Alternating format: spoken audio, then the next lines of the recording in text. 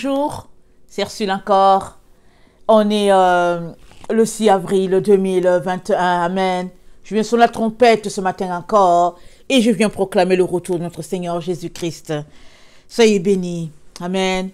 Et ne vous lassez pas, Amen, de venir devant Dieu à tous les jours, à tout moment, chaque fois que vous le pouvez, afin de ne pas vous laisser envahir par le découragement, Amen, par les épreuves de la vie, Amen. Alors, il y a des jours comme ça où on se lève et puis c'est un peu lourd, Amen. Mais quand on vient devant Dieu, il nous donne la grâce de passer à travers.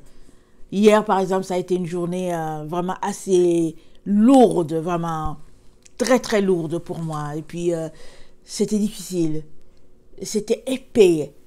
Et je n'avais pas des charges physiques, mais dans le spirituel, le combat était intense. Je sentais beaucoup d'opposition. Je sentais beaucoup des attaques de la part de l'ennemi. C'était vraiment assez fort. Et le Seigneur m'a révélé un peu ce qui se passait et il m'a demandé concentration. Amen. Il m'a demandé de demeurer dans la prière, de demeurer dans l'intercession, silencieuse, tranquille, petit à petit. Amen. J'ai eu, amen, à remonter, amen, les profondeurs. Parce que ce que l'ennemi cherche, c'est de nous voir plonger. Amen. Et on plonge comment? Ça commence par nos pensées. Amen. Ça commence là. C'est lourd, c'est difficile. Tu te demandes, mais c'est quoi? Qu'est-ce qui se passe? Amen. Mais ceux qui se confient en l'Éternel sont comme la montagne de Sion. Ils ne chancellent pas, elle ne chancelle pas la montagne de Sion. Elle est affermie pour toujours. Amen. Alors, si c'est en l'Éternel que tu te confies, tu ne chancelleras pas. Tes ennemis peuvent vouloir te déchoir. Amen. Ils peuvent vouloir t'abaisser, te tirer de la position où Dieu t'a placé pour aller te mettre à terre dans la boue. Mais parce que tu te confies en l'Éternel, alors il est celui-là qui te protège, il est celui-là qui te défend. Amen. Alors aujourd'hui, je viens parler donc de se confier en l'Éternel, pas en l'homme. Alors souvent, on fait l'erreur de se confier en l'homme.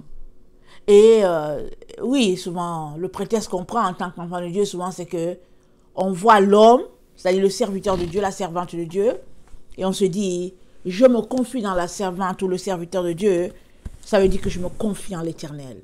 Alors que c'est pas ça.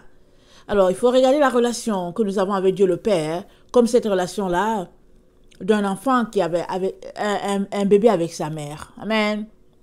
Imaginez un enfant, il naît, évidemment, on est d'une femme, et après, il a 4 ans, il a 5 ans, il a 10 ans, il est toujours en train de boire du lait, il y a un problème. Il y a un problème. Parce qu'à partir de 2 ans, généralement, un enfant devait déjà avoir été sévré. Ou bien, devrait être en train d'être sévré. Et quand un enfant est sévré, c'est un processus difficile. Avant le sévrage même, la mère commence déjà à s'armer de beaucoup de patience, de courage. Parce que quand tu veux sévrer un enfant, il faut savoir compenser. Alors, mais avant le sévrer, commence, pendant qu'il n'est pas encore sévré, commence déjà à apporter l'élément, le complément. Amen. De telle sorte que quand tu vas le sévrer, amen, il ne va pas tellement voir le fait que le lait manque. Parce que tu auras remplacé graduellement les nutriments bien avant que tu le sèvres. Mais si tu te lèves aujourd'hui, tu dis, ok, aujourd'hui je vais sévrer le bébé et puis c'est fini. Il n'a jamais vu qu'il y avait une purée qu'il pouvait manger. Et puis subitement tu lui donnes la purée. Vous voyez, ça va pas. Ça va pas. Alors, tout donc dépend de comment nous enclenchons notre processus de sévrage vis-à-vis d'un homme et nous nous tournons vers Dieu. Et ça, c'est pour les nouveaux chrétiens, parce que quand tu viens nouvellement, souvent tu as besoin d'aide. Il y en a qui deviennent chrétiens directement parce que Dieu les a visités directement. Et il vient les visiter, il leur dit, voilà comment tu dois te comporter. Il y a d'autres qui deviennent chrétiens par une personne, par l'intermédiaire d'une personne, alors cette personne sera leur appui le long du chemin. Mais à un moment donné, il faut qu'ils se séparent de cette personne. D'accord, cette personne m'a aidé. J'ai donné ma vie à Christ. Elle m'a aidé à grandir. D'accord, mais à un moment donné, il faut couper. Il faudrait couper pour te connecter au Seigneur. Et si la personne t'a amené au Seigneur, j'espère que cette personne t'a montré la personne vers qui tu devais aller tous les jours. Souvent, on est attaché à nos parents spirituels, à notre mère spirituelle, à notre père spirituel, et on ne veut pas décoller de là. On se dit, non, mais quand je suis seul, je n'entends pas Dieu. Mais quand je suis avec toi, j'entends Dieu. Non, on doit apprendre, à venir devant Dieu, parce que autant il est le Dieu de notre père, notre mère spirituelle, amen, autant il est notre Dieu. On doit apprendre, on doit accepter de passer par cette période-là un peu difficile. Quand un enfant est sévré, tu peux le voir, il n'est pas de bonne humeur, il va pleurer pour rien, il va se jeter au sol, etc. Il fait des manies et tout ça là. Un enfant, on voit ça chez les bébés. Les enfants de 2-3 ans, quand les sèvres là, ils sont un peu comme ça, un peu grincheux, et puis voilà, ça fait partie. Mais il faut savoir venir compenser. Mais l'enfant doit passer par cette étape-là pour ne pas être mal pris plus tard. Parce que plus tard, suppose qu'à 4 ans, l'enfant n'est pas sévré, exemple, et il ne mange pas non plus des suppléments, amen. Alors, cet enfant, il va manquer de nourriture parce que le lait seul ne va pas le nourrir. Et aussi, il va demeurer bébé. Il ne va pas apprendre à aller se débrouiller. Il sera vraiment chétif et des choses comme ça. Il faudrait, à un moment donné, quitter cette étape-là où on t'appelle bébé, et puis passer à l'étape où tu deviens un garçon, et puis après un ado, et puis etc. Amen. Alors c'est pareil dans le monde spirituel. Alors beaucoup d'enfants de Dieu savent que Dieu existe, savent que Jésus existe, savent que le Saint-Esprit est là, mais ils n'en bénéficient pas, parce qu'ils continuent de dépendre seulement des autres, des humains. Et souvent même tu dépends d'une personne spirituellement alors que la personne n'est même pas chrétienne. Ou bien souvent tu dépends d'une personne spirituellement alors que la personne a déjà changé sa veste. Elle a déjà tourné sa veste, c'est fini. Elle n'est plus là. Elle a déjà tourné. Et on se retrouve donc dans cette situation-là où il faut faire quelque chose, il faudrait faire quelque chose.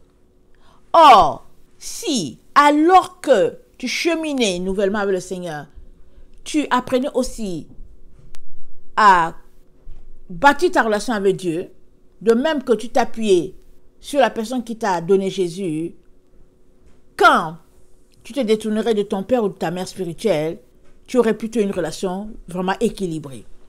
Alors, on va regarder un peu ce que notre Dieu est pour nous, amen, et ce que le Seigneur aussi est pour nous, et ce que l'Esprit Saint aussi est pour nous, et comment nous pourrons faire, amen, pour sortir de la dépendance de l'être humain. C'est très important pour sortir de la dépendance de l'être humain. Parce que ça va te permettre de faire des pas de géant dans ta marche avec le Seigneur. Et nous avons besoin de ne pas être dépendant des hommes, mais d'être dépendant de Dieu. Alors, Malachie.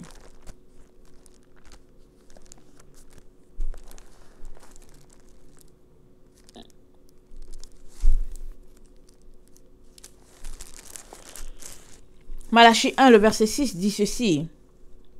Un fils honore son père et un serviteur son maître. Si je suis père, où est l'honneur qui m'est dû? Si je suis maître, où est la crainte qu'on a de moi? Dit l'Éternel des armées, à vous, sacrificateurs, qui méprisez mon nom, et qui dites, en quoi avons-nous méprisé ton nom? Vous offrez sur mon autel des aliments impurs. Waouh! Dieu parle d'aliments impurs. Alors que nous, les chrétiens, aujourd'hui, on dit, Paul a dit de manger de tout sans s'enquérir de rien, mais Dieu parle d'aliments impurs.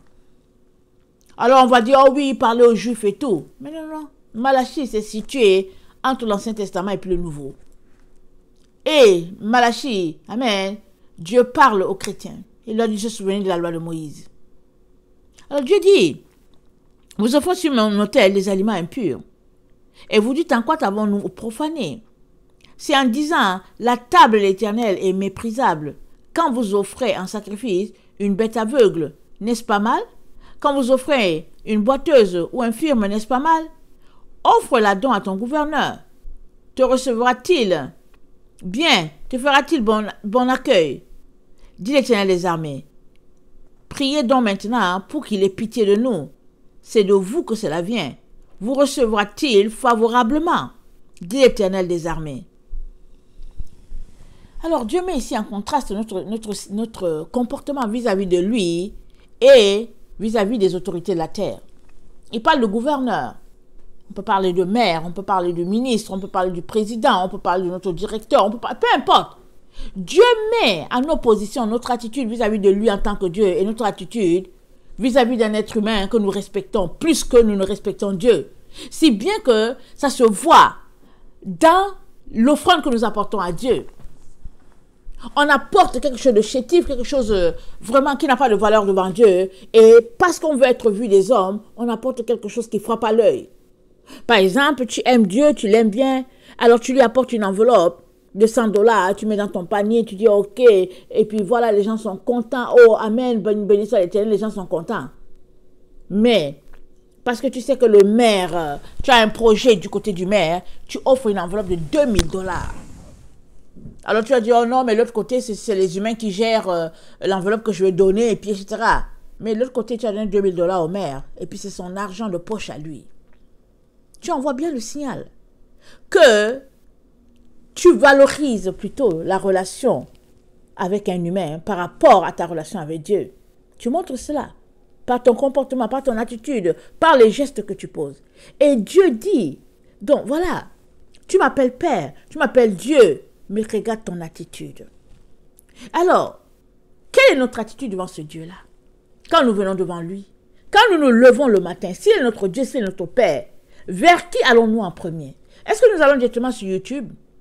Est-ce que nous allons chercher un message de quelqu'un qu'on peut écouter alors que la Bible est là, on ne l'a pas encore ouverte?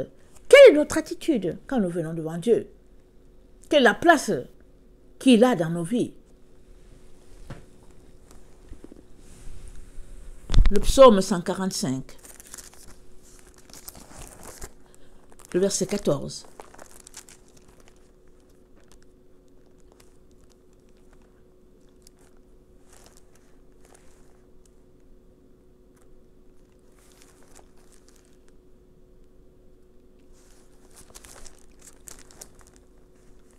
L'Éternel soutient ceux qui tombent, et il redresse tous ceux qui sont courbés.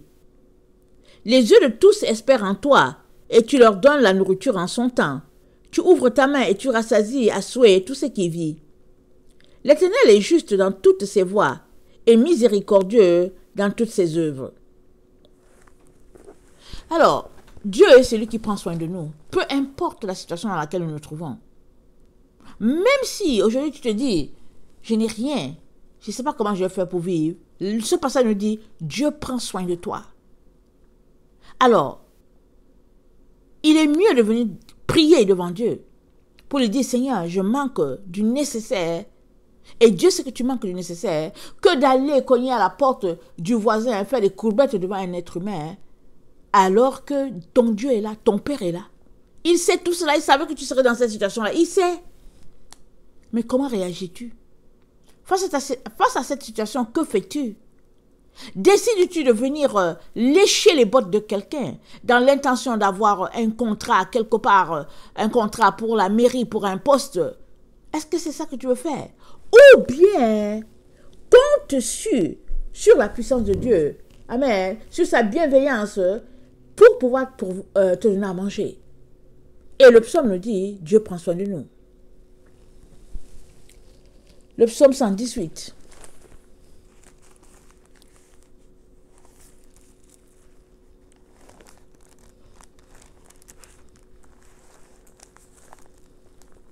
« 8 à 14. Mieux vaut chercher un refuge en l'Éternel que de se confier en l'homme. Mieux vaut chercher un refuge en l'Éternel que de se confier aux grands. Toutes les nations m'environnaient. Au nom de l'Éternel, je les taille en pièces. Elles m'environnaient, m'enveloppaient. Au nom de l'Éternel, je les taille en pièces. Elles m'environnaient comme des abeilles. Elles s'éteignent comme un feu d'épine. Au nom de l'Éternel, je les taille en pièces. Mieux vaut chercher un refuge dans l'Éternel que de se confier dans les grands. L'Éternel est ma force et le sujet de mes louanges, verset 14. C'est lui qui m'a sauvé. C'est l'Éternel qui t'a sauvé, toi et moi, par le don de son Fils. Mieux vaut chercher un refuge en lui que d'aller vers les hommes. Parlant d'hommes, on parle d'être humain. Parce que souvent, on peut voir quelqu'un se dire, c'est un bon serviteur de Dieu, c'est une vraie servante de Dieu. Mais on voit juste le physique. On voit juste la coque qui est là, la boîte. Mais qui est cette personne en réalité? Dieu seul va te révéler la personne. Qui est-elle en réalité? Il n'y a que Dieu seul qui peut te révéler la personne.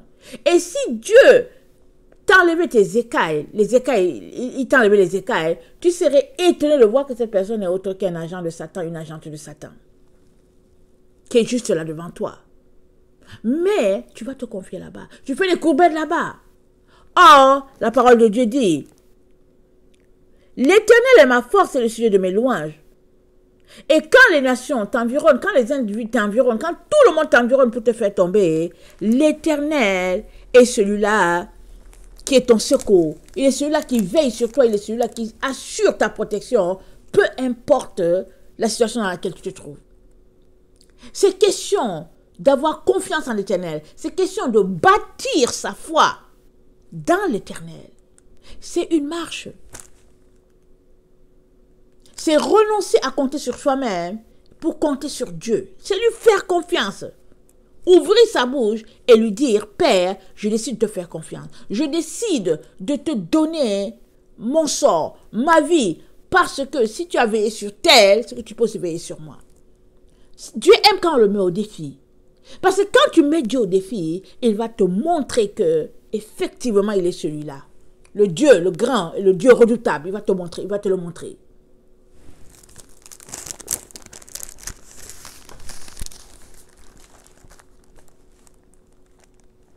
Nous avons un sauveur. On vient de le dire tantôt.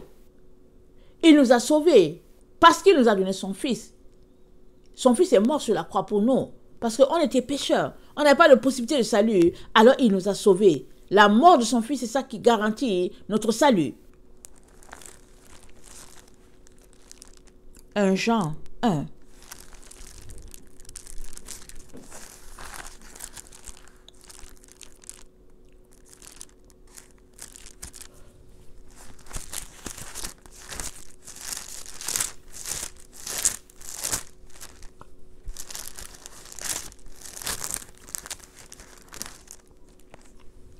Ce qui était dès le commencement, ce que nous avons entendu, ce que nous avons vu de nos yeux, ce que nous avons contemplé et que nos mains ont touché concernant la parole de vie.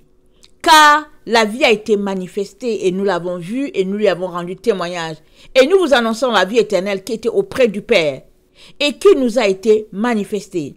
Ce que nous avons vu et entendu, nous vous l'annonçons à vous aussi, afin que vous aussi, vous soyez en communion avec nous. Or, notre communion est avec le Père et avec le Fils Jésus-Christ. Et nous écrivons ces choses afin que votre joie soit parfaite. Notre communion, c'est Jean qui parle. Il dit que leur communion, c'est avec le Père et le Fils. Et il en est de même pour toi et moi. Si nous sommes en communion avec Christ, nous ne pouvons pas nous confier en un être humain. Oui, on peut être bébé spirituel. Oui, on peut être dans nos débuts. Mais si après 10 ans, après 20 ans avec le Seigneur, on continue d'aller se confier à des hommes pour nos prières, pour tout ce que... En tout cas, il y a un problème. Il y a un problème. Si après 10 ans, 20 ans, on demeure un nain spirituel, il y a un problème. Mais, sommes-nous capables de voir que nous sommes un nain? Sommes-nous capables de voir que nous avons été atteints du rachitisme, que nous ne grandissons pas? Sommes-nous capables de reconnaître notre état spirituel? Et une fois que nous le reconnaissons, si nous venons devant Dieu, il nous aidera. Mais si nous ne le reconnaissons pas, nous nous retrouvons dans une situation où nous nous confions en l'homme, alors ce sera à nous le tort et nous serons appelés maudits par l'Éternel. Jérémie 17, le verset 5 à 10.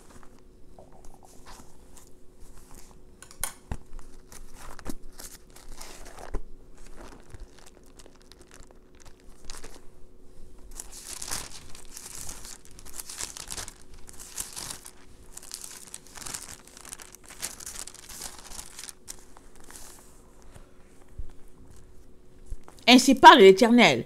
Maudit soit l'homme qui se confie dans l'homme, qui prend la chair pour son appui, et qui détourne son cœur de l'Éternel. Il est comme un misérable dans le désert. Il ne voit pas arriver le bonheur. Il habite les lieux brûlés du désert, une terre salée et sans habitants. Béni soit l'homme qui se confie dans l'Éternel, et dont l'Éternel est l'espérance. Il est comme un arbre planté près des eaux, et qui étend ses racines vers le courant. Il n'aperçoit point la chaleur quand elle vient, et son feuillage reste vert.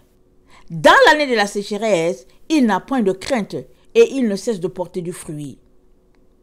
Le cœur est tortueux par-dessus tout, et il est méchant.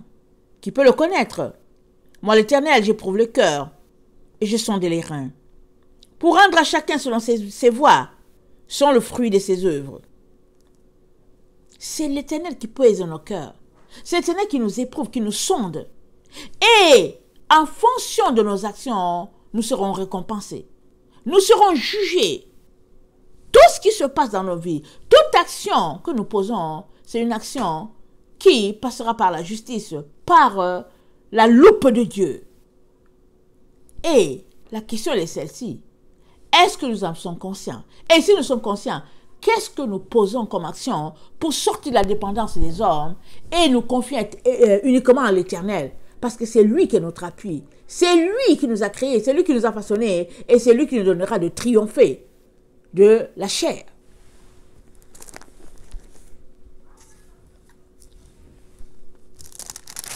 Jérémie 18, le verset 11 à 17.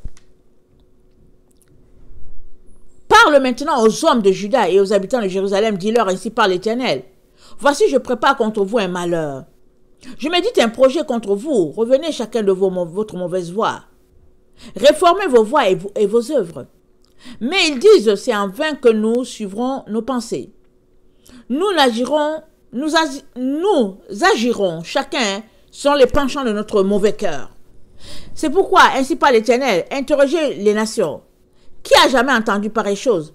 La Vierge d'Israël a commis d'horribles excès. La neige du Liban abandonne-t-elle le rocher des champs? Où voit-on tarir les eaux qui viennent de loin, fraîches et courantes? Cependant, mon peuple m'a oublié. Il offre de l'encens à des idoles. Il a été conduit à chanceler dans ses voies, à quitter les anciens sentiers pour suivre des sentiers de chemins non frayés. Ils ont fait de leur pays un objet de désolation, d'éternelles moqueries. Tous ceux qui y passent sont stupéfaits et secouent la tête. Pareil au vent d'Orient, je les disperserai devant l'ennemi. Je leur tournerai le dos, je ne les regarderai pas au jour de leur détresse. Nos pensées, où sont-elles? Et il dit, les gens disent, non, nous n'allons pas adorer Dieu, nous allons suivre nos propres pensées. Et Dieu mentionne cela. Des personnes qui suivent leurs propres pensées sont des personnes qui sont portées à élever la chair et non élever Dieu. Suivre Dieu, se confier en Dieu, c'est laisser aller les œuvres de la chair et laisser l'Esprit Saint s'exprimer en nous. Faire de l'Esprit Saint l'ami avec qui nous marchons à tout moment, à tous les jours. Parce que l'Esprit Saint a été donné pour notre purification, pour notre sanctification. Pour que nous puissions devenir à la ressemblance de Dieu. Jean 14, le verset 15 à 19.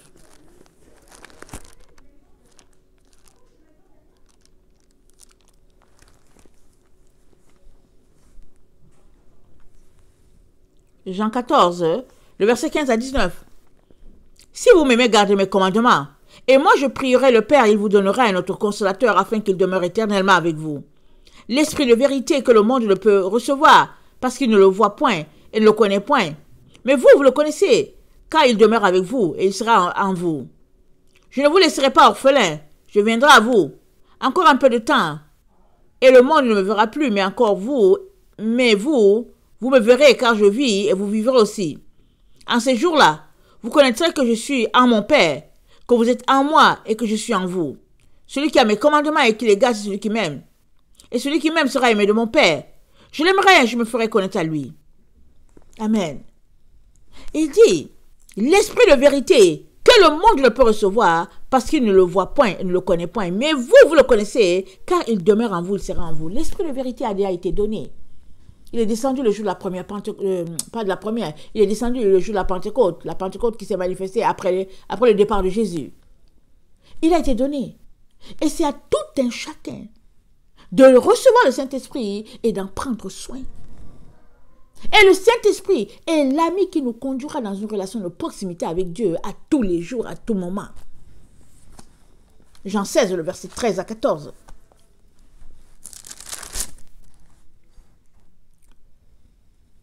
Quand le consolateur sera venu, l'Esprit de vérité, il vous conduira dans toute la vérité, car il ne parlera pas de lui-même, mais il dira ce qu'il aura entendu et il vous annoncera les choses à venir. Il me glorifiera parce qu'il prendra de ce qui est à moi et vous l'enseignera.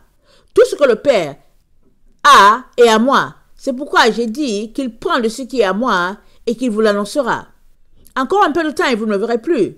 Et puis encore de temps, et puis encore un peu de temps, et vous me verrez parce que je vais au Père. Le consolateur, l'esprit de vérité, il nous conduira dans toute la vérité. Pas dans un semblant de vérité, pas dans des demi-vérités, mais toute la vérité. Alors, quel temps accordes-tu à ton Dieu pour que le Saint-Esprit puisse t'enseigner? Quelle est ta relation avec le Saint-Esprit? Quelle est ta dépendance vis-à-vis du Saint-Esprit? Parce que c'est par le Saint-Esprit que nous triomphons des œuvres de la chair. C'est par le Saint-Esprit que nous gagnons nos combats. C'est par le Saint-Esprit que nous continuons de courir quand même nous sommes épuisés. C'est par le Saint-Esprit. Quelle est la place du Saint-Esprit dans ta vie? Jusqu'où es-tu prêt à aller? Ou bien jusqu'où es-tu prêt à te dépouiller pour que le Saint-Esprit puisse prendre toute la place? Jusqu'où? Parce que le don de soi, ce n'est pas un don à 80% ou 95%. C'est un don à 100%. Es-tu prêt à donner ton 100% pour que le Saint-Esprit puisse te remplir complètement? Et faire de toi un véritable disciple de Christ.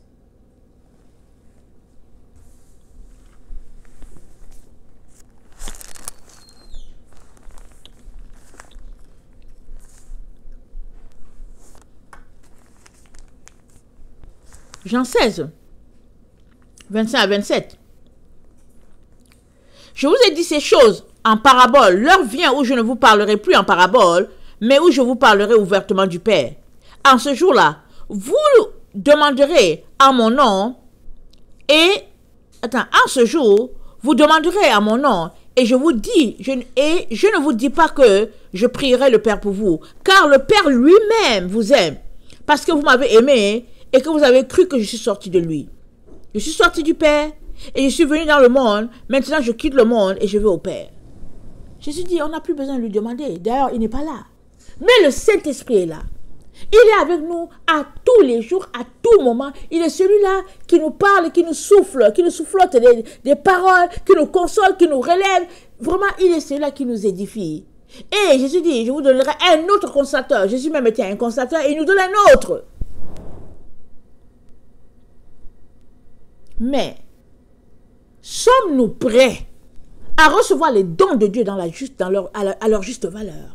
Sommes-nous prêts? Alors que nous les recevons, alors que nous faisons la place au Saint-Esprit, alors la lumière de Dieu jaillit. Et la dépendance, elle est totale vis-à-vis de Dieu. On n'a pas besoin d'autre chose.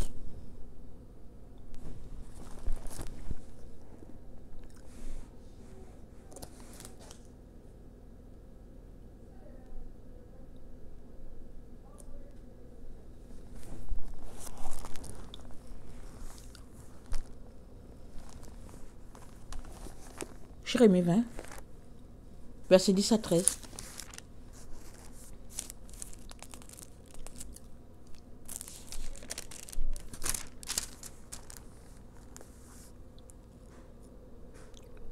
Car j'apprends les mauvais propos de plusieurs, l'épouvante qui règne alentour. Accusez-le, et nous l'accuserons. Tous ceux qui étaient en paix avec moi, observent si je chancelle. Peut-être se laissera-t-il surprendre, et nous serons maîtres de lui. Nous tirerons vengeance de lui, mais l'Éternel est avec moi comme un héros puissant. C'est pourquoi mes persécuteurs chancellent et n'auront pas le dessus. Ils seront remplis de confusion pour n'avoir pas réussi. Ce sera une honte éternelle qui ne s'oubliera pas. L'Éternel des armées éprouve le juste. Il pénètre les reins et les cœurs. Je verrai ta vengeance s'exercer contre eux, car c'est à toi que je confie ma cause. Chantez à l'Éternel, louez l'Éternel, car il délivre l'âme du malheureux de la main des méchants. Maudit... Non, ok, je m'arrête là. Chantez à l'Éternel, louez l'Éternel, car il délivre l'âme du malheureux de la main des méchants. L'Éternel est celui qui te délivre, il est celui qui me délivre. Sommes-nous prêts à intégrer cette vérité-là en nous pour sortir de la dépendance des êtres humains? Souvent, on dépend tellement de l'être humain qu'il peut nous conduire loin de Dieu, un être humain. Quand bien même il est appelé chrétien. Et surtout s'il est appelé chrétien, que toi aussi tu l'es. Parce qu'aujourd'hui, où sont vraiment les vrais chrétiens? Où sont les véritables enfants de Dieu? Où sont-ils? Seul le Saint-Esprit peut te révéler que telle personne est invéritable et puis telle autre, méfie-toi. Il n'y a que le Saint-Esprit. Mais si tu apprenais seulement à te confier à Dieu, amen, avant que tu puisses aller te confier à un être humain, tu lui demanderas d'abord, il te dira non, pas besoin. Je te parle, laisse tout ça aller.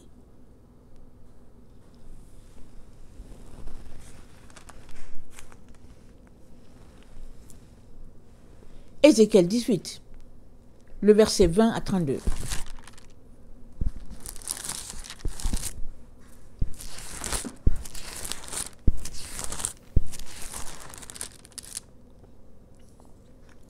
L'âme qui pêche, c'est celle qui mourra. Le fils ne portera pas l'iniquité de son père, et le père ne portera pas l'iniquité de son fils. La justice du juste sera sur lui, et la méchanceté du méchant sera sur lui. Si le méchant revient de tous les péchés qu'il a commis, s'il observe toutes mes lois, et pratique la droiture et la justice, il vivra, il ne mourra pas. Toutes les transgressions qu'il a commises seront oubliées. Il vivra à cause de la justice qu'il a pratiquée. Ce que je désire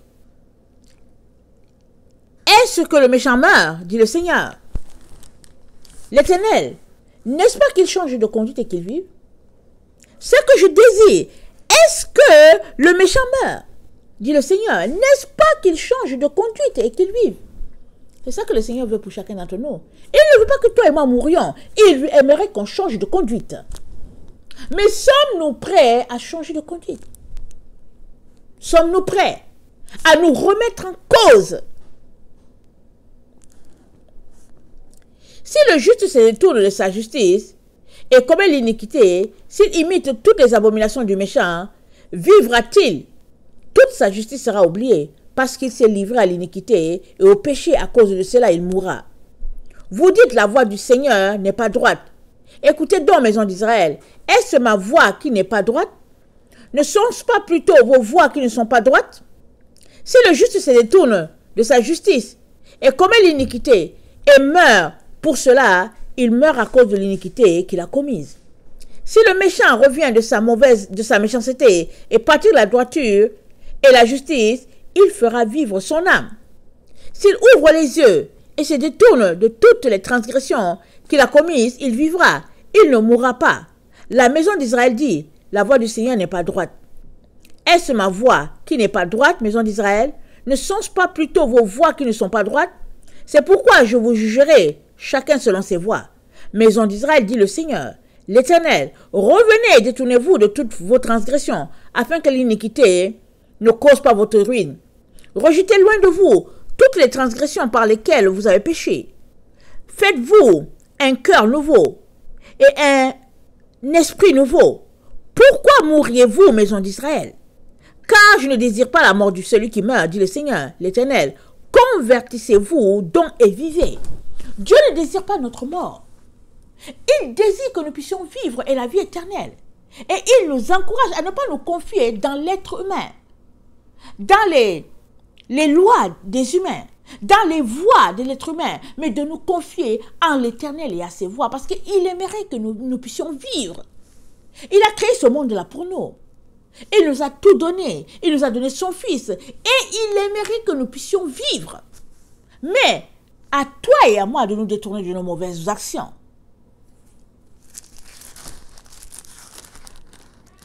Jérémie 8.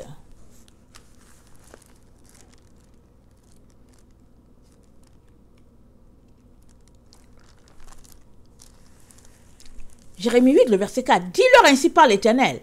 Est-ce que l'on tombe sans se relever? Ou se détourne-t-on sans revenir? Pourquoi donc ce peuple de Jérusalem s'abandonne-t-il à de perpétuels égarements? Il persiste dans la tromperie. Il refuse de se convertir. Je suis attentif et j'écoute. Il ne parle pas comme il devrait. Aucun ne se répand de sa méchanceté. Et ne dit qu'ai-je fait? Tous reprennent leur course, comme un cheval qui s'élance au combat.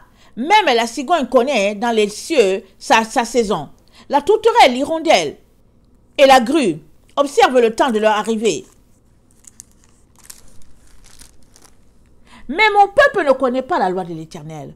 Comment pouvez-vous dire, nous sommes sages, la loi de l'Éternel, et avec nous, c'est bien en vain que c'est mise à l'œuvre la plus mensongère des scribes. Les sages sont confondus, ils sont consternés, ils sont pris. Voici, ils ont méprisé la parole de l'Éternel. Et quelle sagesse ont-ils? Et quelle sagesse ont-ils? Ils ont méprisé la loi de l'Éternel. Et quelle sagesse ont-ils? Et le proverbe 1 nous dit, la crainte de l'Éternel, c'est le commencement de la sagesse. C'est-à-dire qu'on commence à dire que telle personne est sage si elle craint l'Éternel. Alors si Dieu ne voit pas en toi et en moi la crainte de son nom, alors toi et moi ne sommes pas sages. Et il nous invite à aller, à retourner à la sagesse. Il nous invite à aller à son école, rechercher la sagesse. Parce qu'il nous dit que s'il est notre Dieu, Malachie 1, le verset 6, quel est l'honneur qu'on lui donne? Quelle est la place qu'on lui donne? Quelle est l'importance qu'on accorde à sa loi, à ses commandements? Si Dieu est notre Dieu, est-ce qu'on peut faire une rétrospective de notre vie, de notre marche avec lui, et réaliser nos points faibles et puis nos points forts, et reconnaître que non, ici, là, vraiment, on le bafoue? C'est ça qu'il est en train de nous dire. Si Dieu est notre Dieu, c'est notre Père, c'est notre Maître, s'il est notre Créateur, s'il est le Père de notre Sauveur, si c'est comme ça qu'on pense qu'il est, quel est l'honneur qu'on lui donne?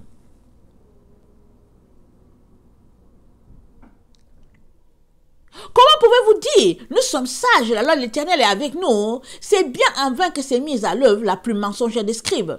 Les sages sont confondus, ils sont consternés, ils sont pris. Voici, ils ont méprisé la parole de l'Éternel. Et quelle sagesse ont-ils? Tu ne peux pas mépriser la loi de Dieu et réussir. Tu ne peux pas mépriser la loi de Dieu et t'en sortir. Tu ne peux pas mépriser la loi de Dieu et être victorieux sur ce monde-là, dans cette époque-là où nous nous trouvons, et gagner ton combat contre le nouvel ordre mondial. Ce n'est pas possible. Tu ne peux pas. Là, ce que nous avons, c'est notre appui, la parole de Dieu. C'est tout ce que nous avons, la parole de Dieu. Il y a des versions qui ont 66 livres, il y a d'autres versions qui ont plus. Mais la parole de Dieu ne fait pas comme ceux-là qui disent que, ah oui, les versions ont été changées, et puis bon, ça a été transcrit plusieurs fois. Parce que quand on veut noyer son chien, on l'accuse de rage. On va toujours trouver toutes sortes d'excuses pour dire qu'il y a quelque chose qui ne va pas. Mais quand on est désireux de grandir, quand on est désireux de connaître, quand on cherche qu'on veut savoir, le Seigneur ne manque pas de nous ouvrir les yeux et de nous aider à marcher sur les épines et à triompher. Et quand bien même il y aurait une épine qui nous piquerait, il nous aiderait à l'ôter de telle sorte que nous puissions continuer notre marche. L'heure est vraiment très très grave, l'heure est très avancée pour ce qui est la venue de notre Seigneur. Il est important qu'on ne puisse pas perdre notre temps, notre énergie dans le leurre. C'est-à-dire que c'est dire que, ok, on a le Seigneur, faire le minimum et tout. Mais non. On doit le chercher. On doit faire de lui notre compagnon de tous les jours. Et on doit prier sans cesse. Sans cesse. Jésus a dit, priez sans cesse afin qu'il vous soit donné d'échapper. Priez sans cesse. Ça veut dire quoi? Quelqu'un va dire, ça veut dire qu'on n'a plus de vie. Mais oui, tu n'as plus de vie. Jésus est ta vie. Il est tout pour toi. Si tu as Jésus, tu as tout. Tu n'as plus besoin de rien. Oui, en ce sens-là, tu n'as plus de vie parce que Jésus est ta vie. Maintenant, si tu veux avoir Jésus ou si tu veux aussi avoir les autres choses, ça ne marche pas. À toi de décider. Je viens vraiment t'encourager à laisser de côté la crainte des hommes, à laisser de côté la dépendance vis-à-vis des hommes, mais de se confier en l'Éternel et de dépendre de Dieu complètement. Et le Saint-Esprit est là. C'est l'Esprit, le consolateur, l'ami, le compagnon de tous les jours, le Saint-Esprit. Sans le Saint-Esprit, on ne peut rien. On ne peut pas avoir de révélation. Le Saint-Esprit est constamment en train de travailler. C'est l'Esprit de vérité. C'est lui qui est en toi, c'est l'Esprit de vérité. Si bien que tu ne supportes pas le mensonge, parce que l'Esprit de vérité est en toi. Et tu as besoin d'être très très proche, intime avec le Seigneur. Et ça se fait par le Saint-Esprit. Si tu viens développer ta relation avec le Saint-Esprit, il va te coller, il va te rapprocher de Jésus. Parce que Jésus-Christ dit quoi? Quand le consolateur sera venu, il va prendre ce qui est de lui, ce qui est de Jésus, il va te l'apprendre, il va t'enseigner toute la vérité. Il ne va pas parler de lui, le Saint-Esprit. Il ne parle pas de lui, le Saint-Esprit. Il parle de Jésus. Il parle de Dieu. Il te révèle la grandeur de Dieu. Il te révèle les choses cachées afin que tu sois encore plus proche de ton Seigneur. Au lieu de te confier en l'homme, confie-toi dans le Saint-Esprit. Accroche-toi au Saint-Esprit. Recherche la présence de Dieu. Et tu seras victorieux de ce monde-là qui est déjà à sa fin. Quand bien même tu ne le sais pas, ou bien quand bien même tu te laisses berner par les personnes qui te disent que c'est encore lointain, on est à la fin. Que le Seigneur bénisse sa parole et qu'il te donne vraiment de pouvoir le rechercher lui et lui seul. Soyez bénis, je vous aime beaucoup et Dieu davantage. Maranatha, Jésus revient. Amen et amen.